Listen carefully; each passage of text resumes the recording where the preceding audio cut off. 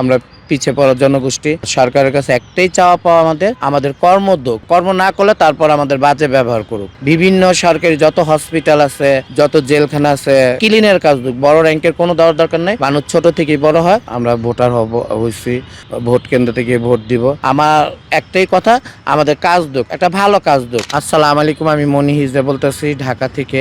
হ্যাঁ, আগামী সংসদ ইলেকশন চাই, সুষ্ঠুভাবে একটা ইলেকশন হোক 12 তারিখে। আমরা সবাই ভোট দেব, যারা যারা বাংলাদেশে ভোটার আছে। নিজের দায়িত্ব বাংলাদেশ থেকে কেন নষ্ট করবো একটা ভোটের জন্য?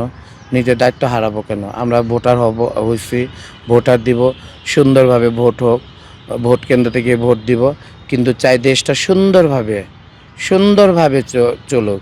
সেটা হিন্দু, মুসলিম, খ্রিস্টান কোনো ধর্ম ভেদাভেদ না রেখেই আমরা সুন্দরভাবে দেশটা যে সুন্দরভাবে পরিচালনা করবে, 5 বছর কেন সেই 10 বছরও থাকতে পারবে। আর যে দেশটা নিয়ে হাই হুঙ্গা করবে তার 5 দিনও রাখা উচিত না। আমি যেটা মনে করি, সেটা যেই দলের হোক, আমার একটাই চাওয়া পাওয়া সরকারের কাছে, আসন্ন সংসদ ইলেকশনে যেই পাশ করবে আমাদের দিকে যেমন দেখে। আমরা পিছিয়ে পড়া জনগোষ্ঠী, আমাদের জাতি ভাই যেমন রংপুর থেকে দাঁড়াইছে নির্বাচনের জন্য, আমাদেরও যেমন বিভিন্ন থানা থেকে, বিভিন্ন ওয়ার্ড থেকে আমাদেরও দাঁড়ানোর ক্ষমতা দেয় সরকারে।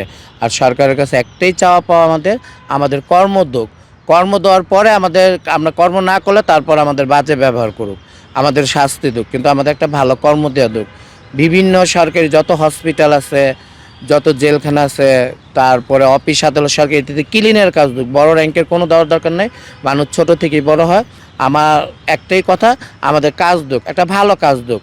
কোনো কোম্পানি না, কোনো এনজয় না। এনজয় আমাদের অনেক মিথ্যা আশ্বাস দিছে। এই যে আগের সরকার আমাদের অনেক কিছু বলছিল করবে, করে নেই। কিন্তু আপনাদের কাছে আমাদের একটা চাওয়া পাওয়া, পিছিয়ে পড়া জনগোষ্ঠীর যেমন আমরা ভালোভাবে চলতে পারি, ভালোভাবে দেশটা চালাইতে পারি।